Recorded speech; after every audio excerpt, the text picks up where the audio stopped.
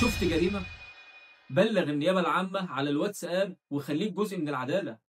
لو شفت جريمة قدامك ما تقفش تتفرج وما تشيرهاش على فيسبوك وخلاص. لا، في خطوة أهم وأخطر، خطوة ممكن تغير مصير أي قضية.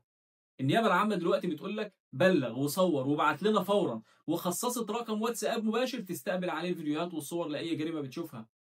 والخدمة دي مش مجرد وسيلة تواصل، ده أداة قانونية بتدي لك حقك في إنك تحمي مجتمعك وتحمي أسرتك، وتبقى شاهد على الحق بدل ما تكون متفرج سلبي.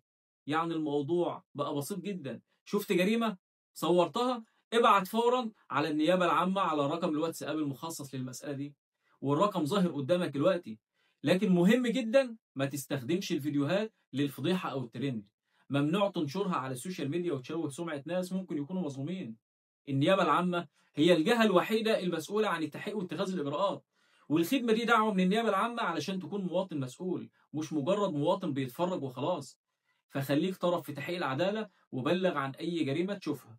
والرقم تاني منشور على الفيديو علشان تبلغ بمجرد ما تشوف الجريمة. ما تترددش، صوتك مهم، وصورتك ممكن تكون الدليل الفاصل في أي قضية مهمة.